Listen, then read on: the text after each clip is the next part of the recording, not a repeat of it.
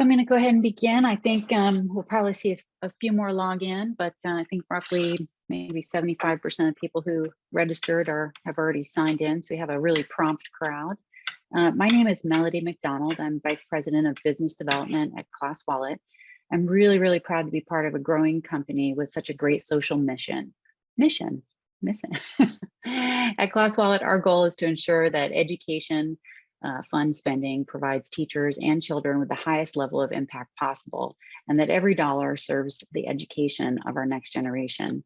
If you didn't know, a fun fact, today 10% of teachers across America have a ClassWallet account. EANS is a program that is very aligned with our mission, and to date we've helped 10 states navigate this program, giving them greater efficiency as they manage the program and bridging the gap between schools and vendors so that ultimately kids get what they need to learn. It all trickles down to the kids. Today, we're going to be getting some great expert insights on how EANS grant administration, GEAR, and other federal programs relate to digital wallet technology and compliance.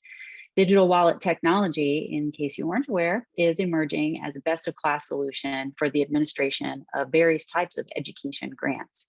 It's very applicable when decentralized distribution of resources is fundamental to ensuring the success of a program, and grant administrators want to see greater impact for the recipients, and where decreasing overhead while maintaining compliance and transparency is a necessity to the program.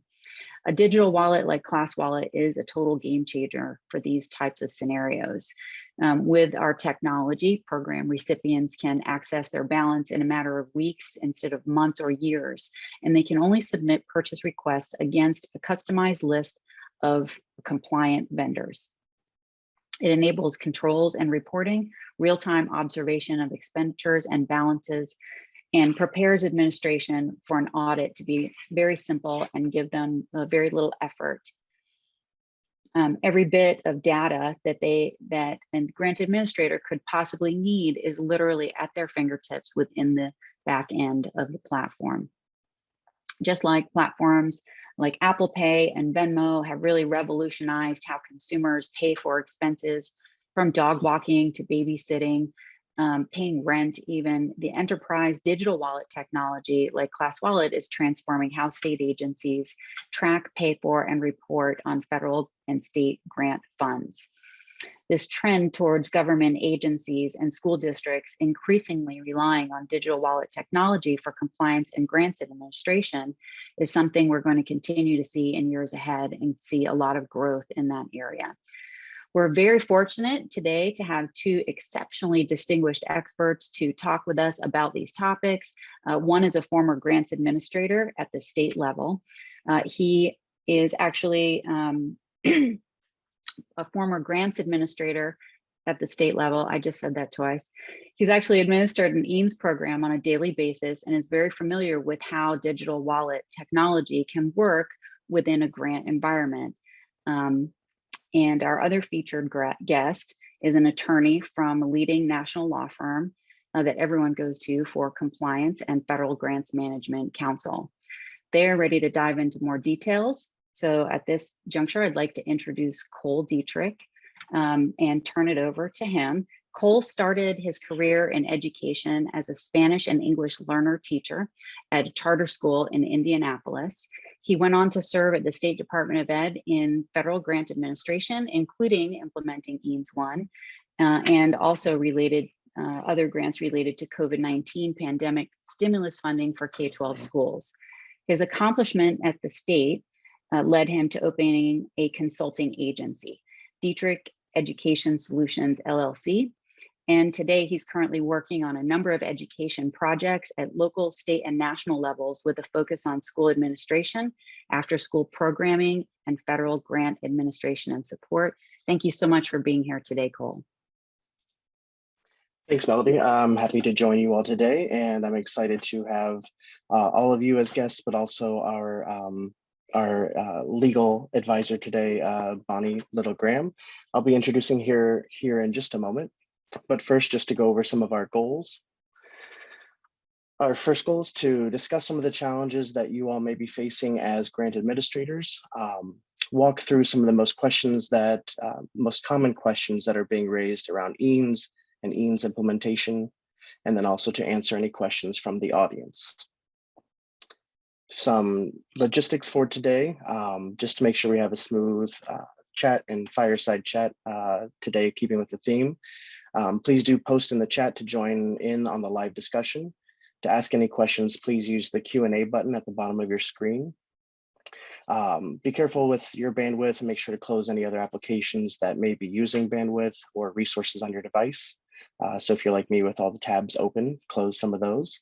If you're having trouble connecting to the app, go ahead and refresh your browser or relaunch the app. And for any audio issues, you can use your phone by clicking the phone icon at the top of your screen. All right. So as Melody mentioned, I used to work at the state level. So I was in the chair where many of you were when, late 2021, late 2020 and early 2021, receiving the federal grants and the stimulus funds related to the COVID pandemic was a simultaneous, yes, can't wait, this is exciting for our schools and for our students, but also how are we going to make it happen, in some deep breaths.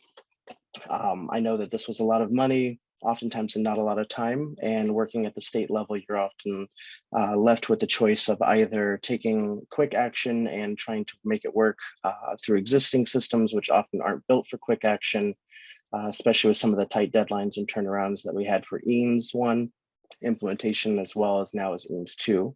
But luckily we had someone in our corner who helped with making a lot of decisions that I like to say helped keep me out of orange jumpsuits, grants, jails, never a good place for anyone. So Bonnie was a huge help in making that happen. Bonnie Little Graham is a partner with Brustein and Manasevit, PLLC. Ms. Graham actively represents federal education grantees and subgrantees in the resolution of adverse audit and program review determinations, False Claim Act investigations, and other administrative legal actions. Bonnie has also successfully resolved client audit findings for her clients through administrative appeal proceedings, as well as through settlement negotiations and cooperative audit resolution techniques. Ms. Graham also regularly assists her clients with the uniform administrative requirements, cost principles, and audit requirements for federal awards in the uniform grant guidance, as well as other administrative statutes and regulations such as the General Education Provisions Act, or GEPA, and the Education Department General Administration Regulations, lovingly referred to as EDGAR, which we all work with rather frequently. In addition to all of this, she also provides workshops and trainings. She develops compliance policies and procedures, reviewing contracts and other grant-related documentation for compliance with federal requirements and regulations. Ms. Graham also works with clients on the requirements of the Individuals with Disabilities Education Act, or IDEA, and the Elementary and Secondary Education Act, ESEA, excuse me. So welcome, Bonnie. I'm excited to be able to talk to you again and to hear your thoughts and gain some expertise for our crew today. Thanks. And I really like this new tagline about like Brustein and Manasevit, keeping you out of grants jail, right? Like, I feel like this is something we should start putting underneath like our business card or something. No, I really appreciate that introduction. And Brustein and Manasevit, we have been around for 40 years. It's a firm based in Washington, D.C. We work predominantly on education grants programs, compliance issues, have worked with all 50 states at one point or another, lots of school districts, colleges, nonprofits in these areas. And so certainly happy to be here to talk a little bit more about EANS. And so what is EANS? I see that the questions sort of pop in, like, what are we talking about? It is the Emergency Assistance to Non-Public Schools. We have this terrible habit of just throwing out tons of acronyms. I am as guilty as anyone of doing that. And this is a program that came out with the Supplemental Appropriations Act, and then also with the American Rescue Plan Act. So the sort of second and third round of stimulus funding. And it was interesting because I don't know if you remember the summer of 2020, that whole period of time is, I sort of think back on, it feels like a lifetime ago, but right. But I just think about that time period as being totally dominated by CARES Act, Equitable Services issues and lawsuits, and figuring out sort of how that's all going to play out. And sort of, there was a rule and it was vacated, and there was all kinds of different sort of differing interpretations about sort of how to administer that CARES Act Equitable Services program. And so, things kind of settled out. We sort of had a final sort of court decision, a vacated rule, like final guidance, like sort of calmed down around October of 2020. And so when the Supplemental Appropriations Act came out at the end of December, and we sort of saw round two, it was somewhat surprising to see that I would have thought at that point we would just like sort of, okay, we finally worked through this like challenging circumstance to figure out how to provide services to our non-public schools, with the stimulus relief money. And we, they took that out. We didn't see sort of a second round of equitable services funding with respect to the coronavirus relief funds that were coming out, and it's all of a sudden this brand new program, emergency assistance to non-public schools, this EANS program. And one of the biggest challenges is it's a state-run service program, right? It's asking states to effectively provide services and goods and supplies to the non-public schools. And, states that's not typically what they do, right? I mean, they sub-award funding, and they sort of oversee and monitor the administration, but that's really a function that's always been left to school districts. And so this sort of shift at a time when everybody's like capacity here was already pretty taxed, because we were kind of working through so many issues. It was a really big shift. And with the EANS program came other like big challenges. One being that the obligation deadline of 6 months, was a big challenge and a hurdle for folks to kind of get through. Figuring out sort of the process to actually just the mechanics of how are we going to provide these services and allocate out this funding, and how to prioritize the eligibility, and just opening up communications with your non-public schools statewide. And again, it's just not a function that was where there was a pre-existing process for this, so a lot of work, a lot of challenges. And with that, I'm happy to sort of jump into some of the questions. I think one of the first questions we got here, I don't know how to advance. There we go.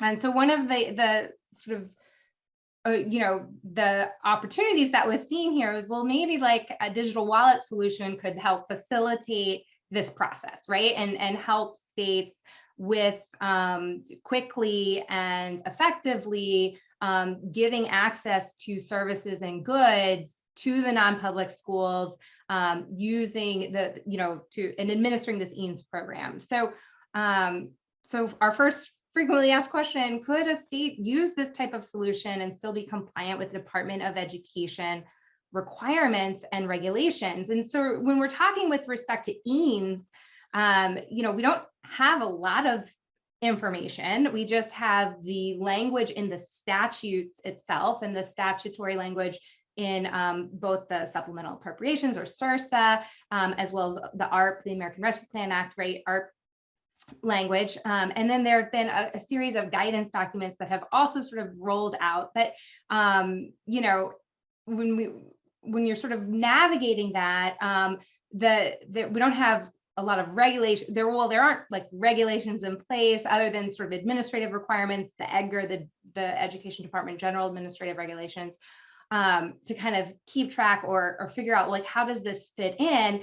But the guidance that the department has put out has actually been really helpful, and I think supportive of using a digital wallet solution for this circumstance. So we've always known that, and this is within the statute itself, in both statutes with respect to the EANS programs, that the state can use a contractor, right, to help or facilitate providing these services and assistance to non-public schools.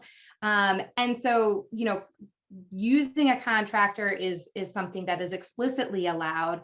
And then just kind of looking at, well, how about sort of using it, sort of outsourcing the administration of these funds and these programs. And that too was addressed in the guidance as being a permissible option for folks, that you could look at contracting with a third party to help facilitate the services and goods, and for like that first round of EANS, there are even reimbursements in certain circumstances, right?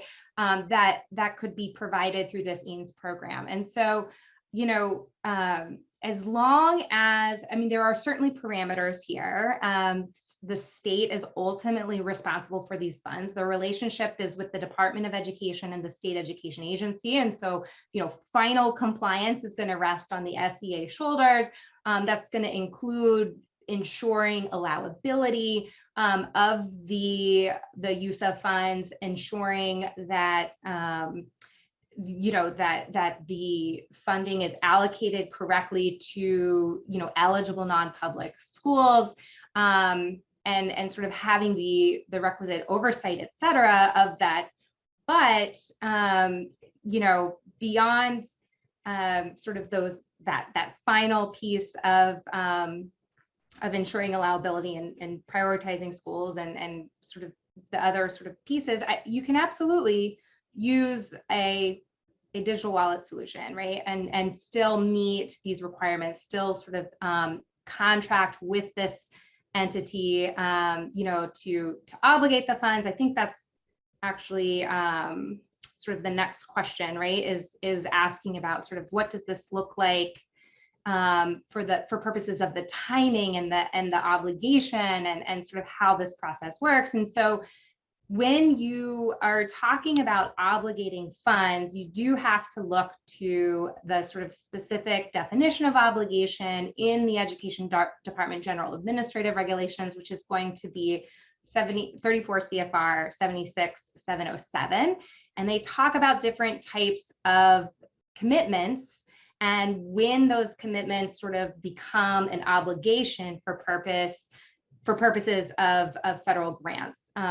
And for a contract, it is an obligation when it's a binding written commitment. So, once you've entered into a contract that commits these funds to and sort of allocates the funding into these accounts and sort of provides for a designated amount of services and supports or assistance that's going to various non-public schools, that upfront sort of signed binding written commitment would count as the full obligation of the funding. So therefore, the state would meet that 6-month deadline, even though, the schools themselves have the full period of availability in which to kind of take advantage of receiving that assistance and those services and those goods and supplies and materials or whatever else is sort of authorized through that commitment.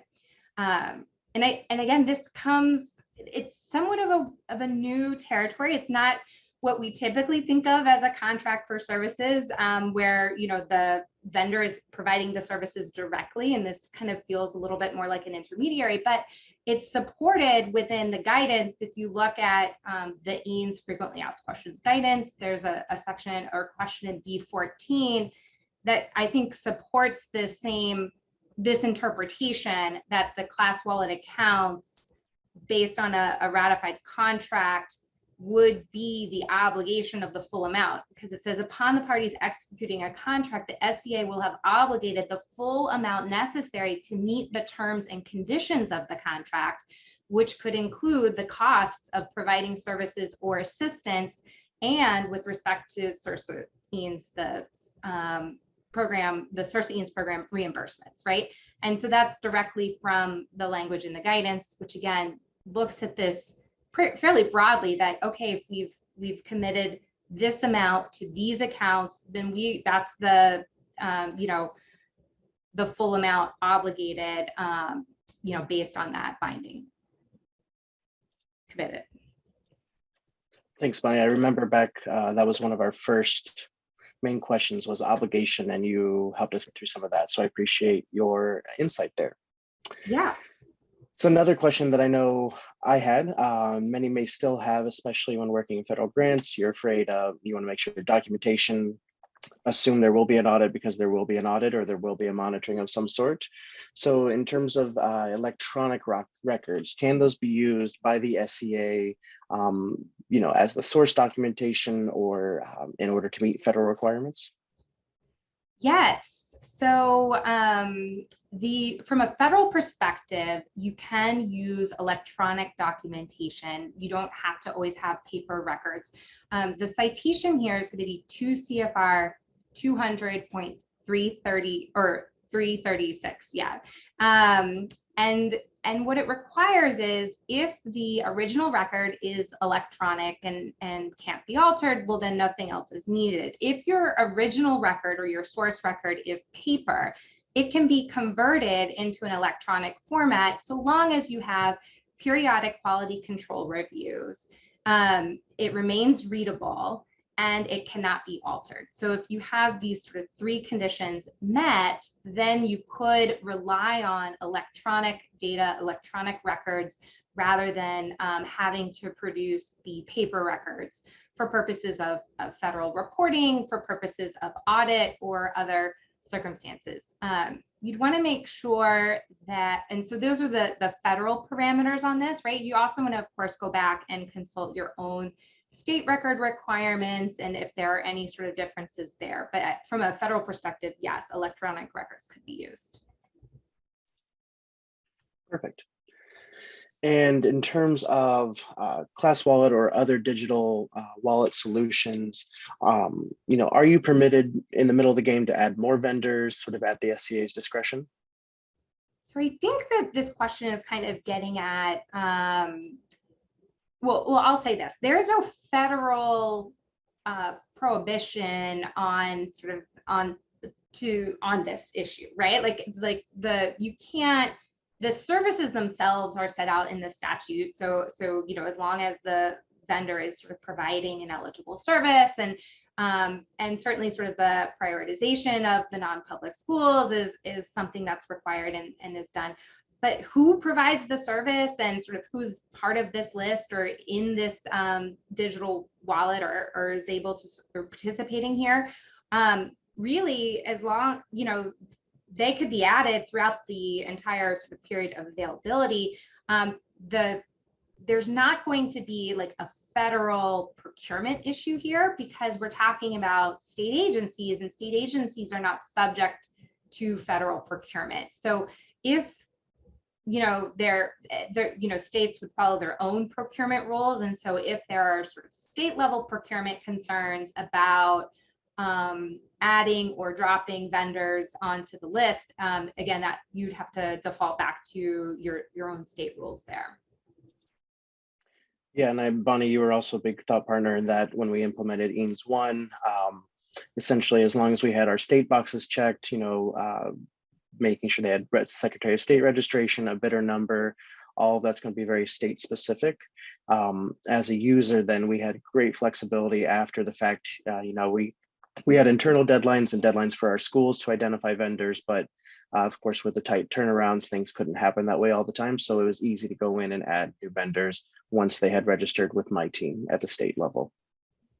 Yeah, and I kind of remember 2 questions coming in around like suspension and debarment and sort of confirming folks are able to participate in some of these things. And again, you can absolutely, make that confirmation and add someone at any point sort of within the available timeline, and that would be fine. Perfect. Can LEAs use digital wallet solutions such as ClassWallet to help them administer their equitable services such as ESEA and other federal title grants? Yeah, so this is a great question. So you know, we talked about equitable services with respect to the CARES Act. We don't have similar sort of equitable services requirements in SURSA and ARP because we instead have this EANS program. But let's not forget, we have other federal grants, right? We have ESEA and title programs, we have IDEA, and these other grants likewise have equitable services requirements. And so certainly, and at the LEA level, if there's interest in working through a digital or using a digital wallet solution to help facilitate those services in the private schools, sort of benefiting from those equitable services program, that's something that could happen. You know, a couple of things that you would want to keep in mind with equitable services. The programs themselves have different eligibility requirements. It's, you know, for example, you may have an equitable services program specific to students with disabilities or to English learners or to students who are low achieving, right? You'd also want to make sure that any services offered through a digital wallet solution, and even just the decision to use a digital wallet solution, is all going to be part of consultation requirements. And so what looks a little bit different at the LEA side, when you look at that as compared to the state side, the state sort of ran an application process and prioritized non-public schools based on need and impact of the coronavirus.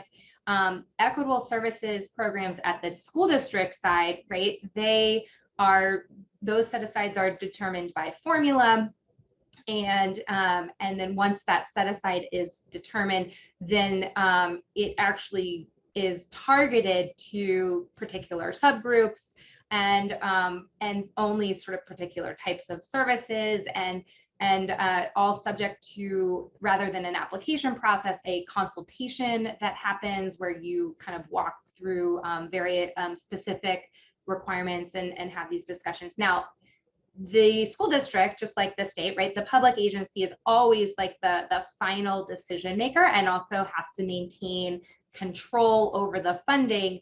But there is this affirmative requirement of meaningful and timely consultation. The other kind of nuance here on the equitable services side is that a lot of the services and supports have to be determined supplemental.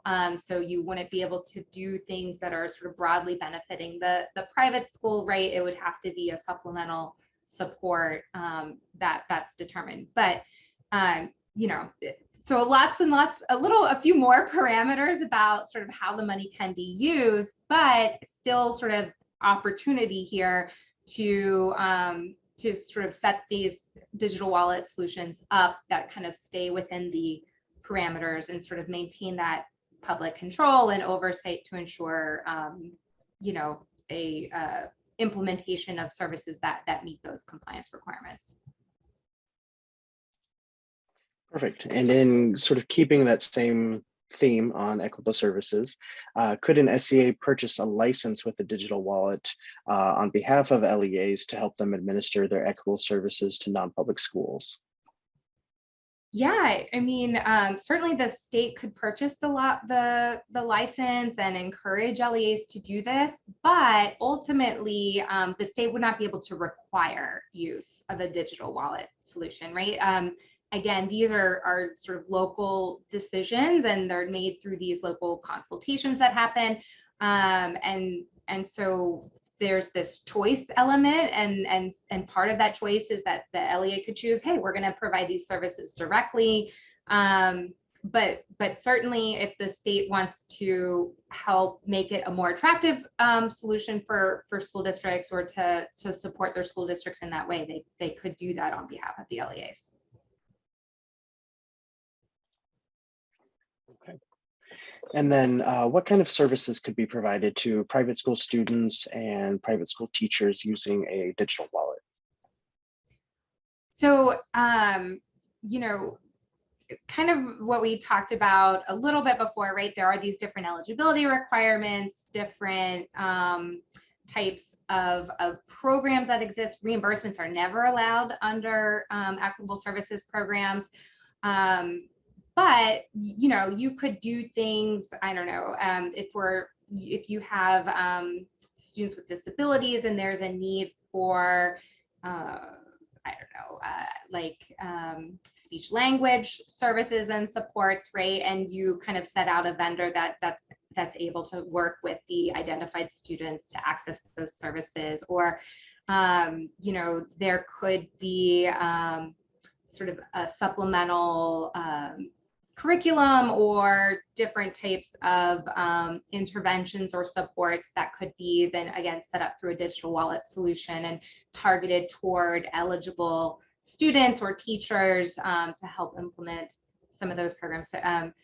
It's hard to, I mean, Cole, what do you think? You've overseen this forever. Like, it's hard to come up with it's a wide range, wide range of programs, wide range of services that you could offer. I mean, it's all got to be secular and neutral, non-ideological, and you know, but it's what's determined via consultation, really. Yeah, and based on the needs. Yeah, you know. I'm saying it's not quite a fair question for you, Bonnie, but yeah, I think, and the beauty of, I think, a digital wallet was, you know, if it was just the 0.1 FTE that I was giving of my own position, and then, you know, the 2 or 3 poor team members who had a little bit of capacity to help me out, maybe 0.2, 0.3 FTE everywhere in there. If it was just me, it would be one vendor.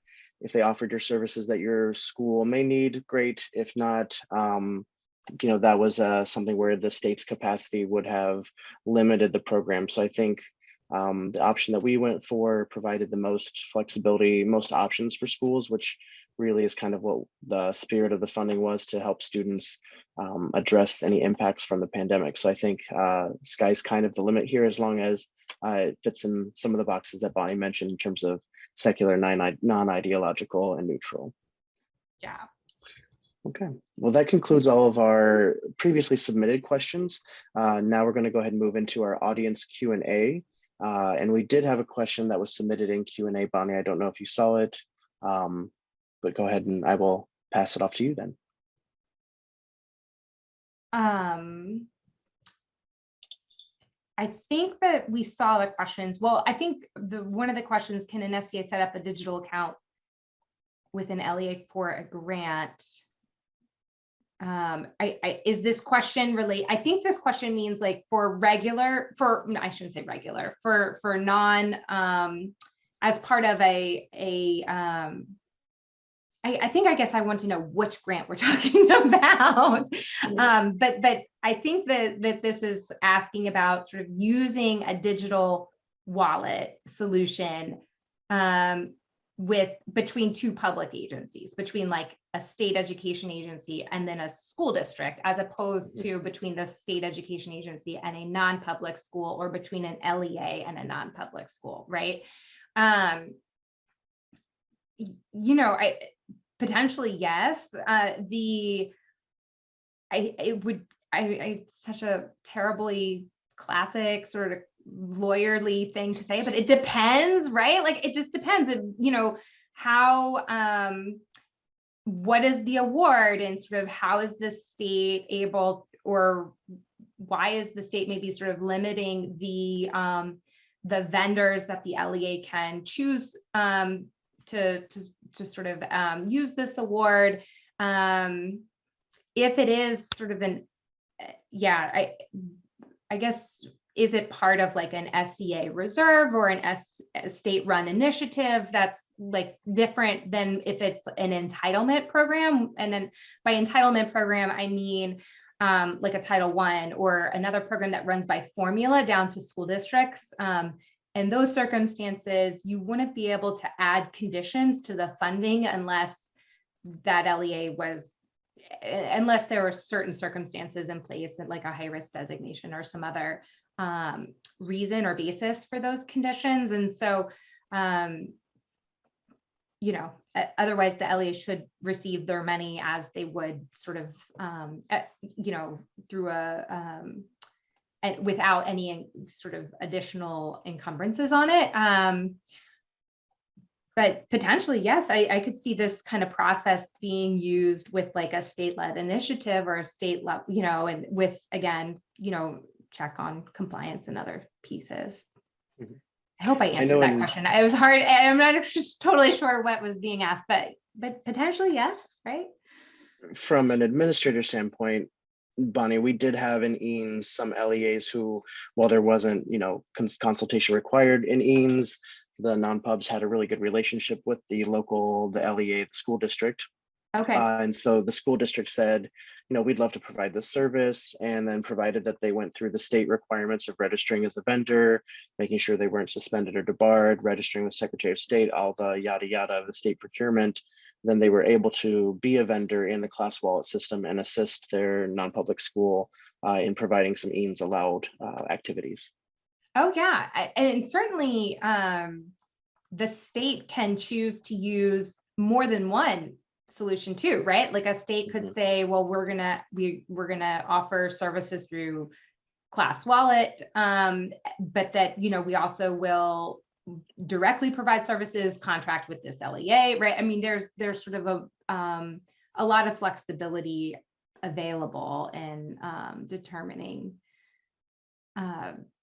how to administer the EANS program in particular. Yeah. Looks like we just had one come in. It's a little bit longer, maybe a little bit more intricate. How would you recommend SEAs interpret and apply the concept of installation as an allowable expense via FAQ D-15? So may EANS funds be used to pay for the installation of equipment or supplies purchased with EANS funds? Yes, to the extent, the answer from the FAQ from the US Department of Ed was yes, to the extent that the purchase of supplies or equipment is allowable under EANS, EANS funds may be used to pay the cost of installation, provided that the SEA can do so consistent with other applicable requirements. So would the installation of, say, cabling for enhanced internet connectivity, would that be something that's allowable? That's It's case specific. You know, yeah, no.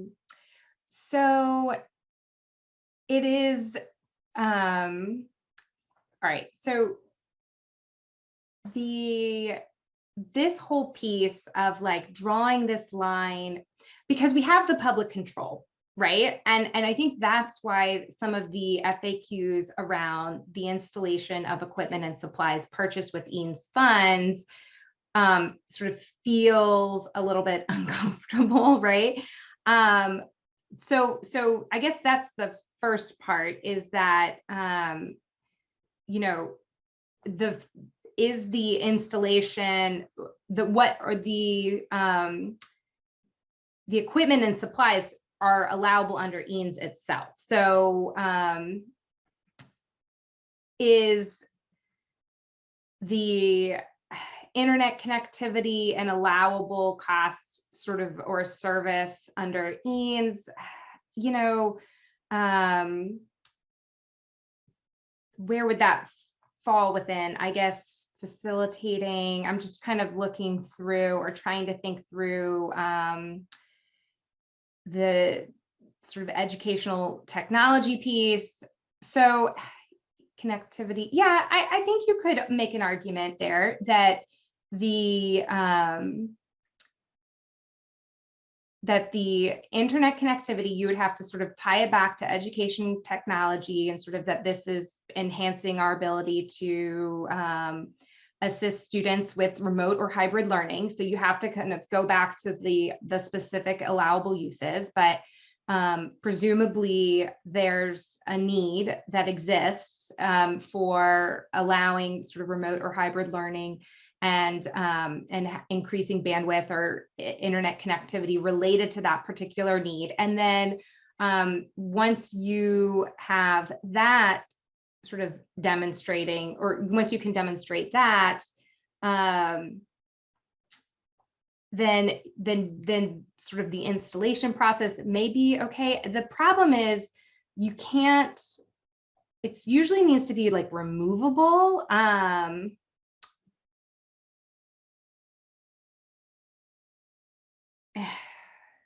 So I know for us, it was always a line like, hey, we wanted smart boards that allowed us to spread students out and do digital learning, like you were saying, distance Yeah, learning. I I'm needed just some additional electricity that worked, but we didn't allow like removing of walls to put in supports and stuff right. because that wasn't removable. The cable wiring and cable, it feels like it would be difficult to be removable, but maybe there's a way. I don't know sort of how you run lines and sort of make that call. It's a gray area. I think you know, I think what you could say is you know, like sort of what does the installation entail? You know, is it anything that's going to require like a permanent fixture or change against the school, or if it materially like impacts the price, like adds to the asset, if it's a capital improvement by any stretch, that's definitely not going to be okay. If it's just a way to sort of rerun a wire that, you know, and then I could still sort of presumably remove those wires, and maybe that would be fine, but you would be sort of you'd be walking a fine line, right? You'd be walking a fine line. And I did not go to school to review some of the things that we had to get into I know. in our EANS applications. I know like UV water bottle fillers were one thing, and that came down Yeah. to you have to plumb that into the existing structure.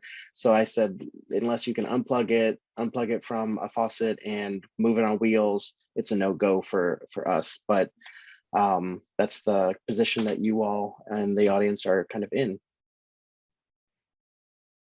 And Bonnie, we had another one come through. So it is along sort of a follow-up, assuming the primary expense is allowable, and it sounds like that's sort of that gray area. To what extent is something deemed removable and installation allowable? Yeah, so I mean,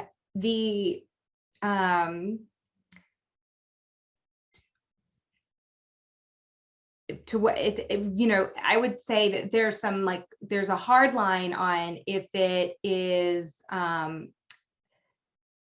if they talk about it being sort of easily removable. If it is something that's going to materially impact the value of the facilities, it's a definite no.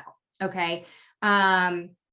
So, you know, if this is like an upgrade that has a material impact that to the facilities and the asset value of your facilities, that's a no.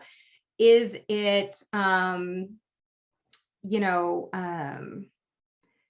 but, you know, could like maybe the best way to look at it is like, does it take like just a little bit of caulk and like repaint? Could I do it? Like, that's maybe like, could I be the one who like actually gets this off and like makes it okay? Because, or does it like require like an actual laborer who has to like make a change, and you know, then you're getting into a harder territory to justify that it's removable and not like a permanent fixture. I don't know, where did you guys draw that line? Case by case? Yeah, I didn't say if Bonnie could come and remove it, then it's allowable. But it was, I think we also went with the same thing. You know, like the plumbing would require a contractor to come out, and then really, what good is public control at that time? Because the state is not going to pay a contractor to come out to remove it. So it's sort of like you've lost kind of de facto control over the item, because you'd have to jump through so many different hoops to actually take it back. But yes, also you know, did this improve the quality of your building? Did it make your capital assets more expensive? Then that was definitely a no in that area. So did you see the question in the chat from Melody? Okay, go ahead, Cole. So we did have a question in the chat. If funds are not obligated by the federal deadline, what happens to the money, and can a digital wallet still be allowed?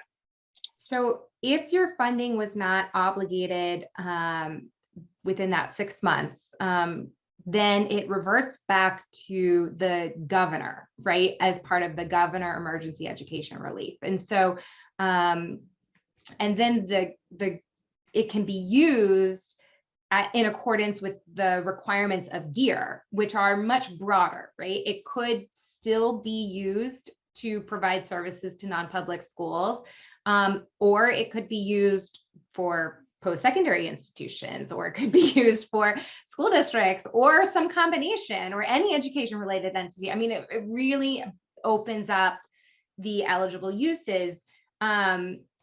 Should a governor sort of want to maintain this funding with sort of the non-public school community, you could, through GEAR, right, similarly do a digital wallet solution. So let's say the money reverted back to the GEAR program, but there's some state interest to use all or some of that to serve non-public schools in a similar way, or to provide this kind of opportunity through the digital wallet solution. And so the governor could set something like that up and approve that, or give that as an option.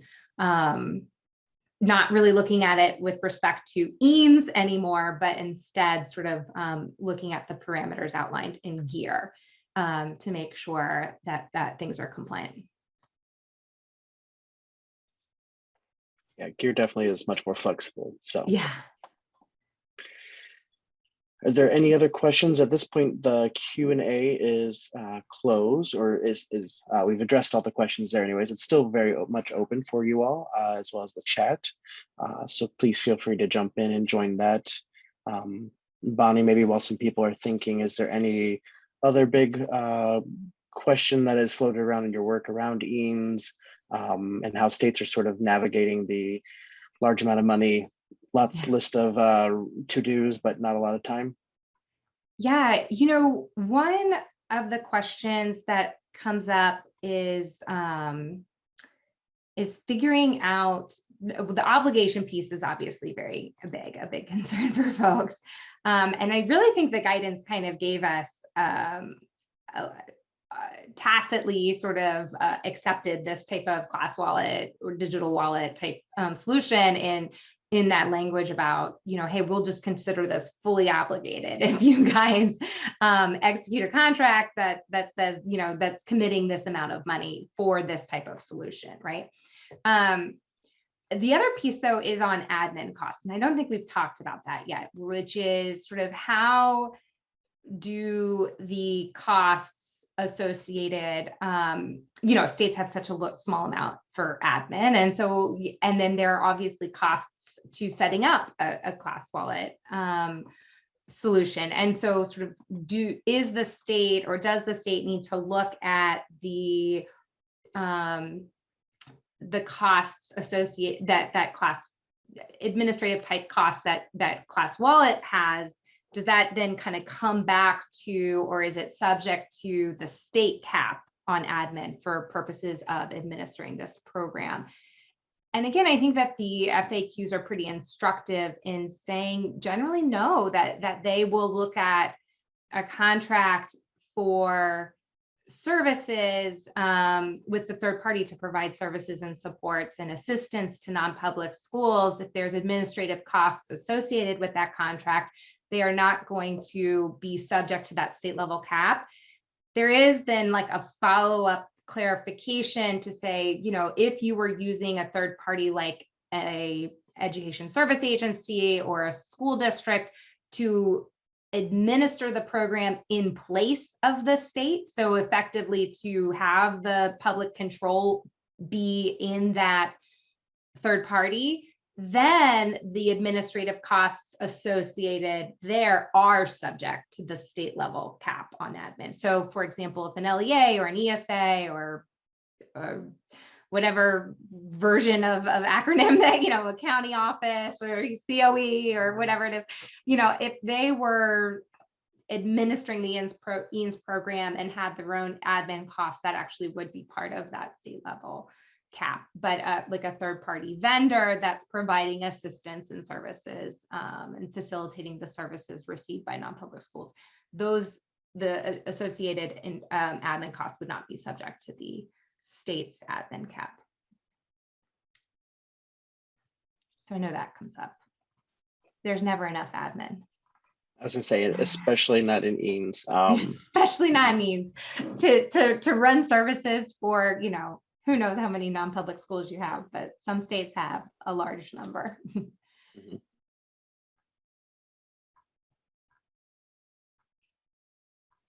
All right. Well, looks like we are approaching the end. I can stall here for a little bit and see if Yeah. anybody has any additional questions.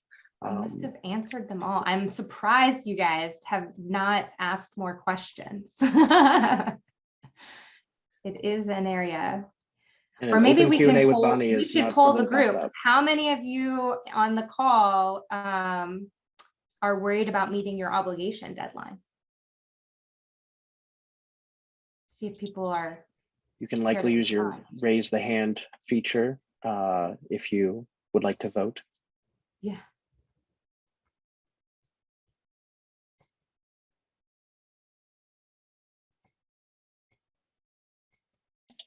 Or you can type it into the Q&A too.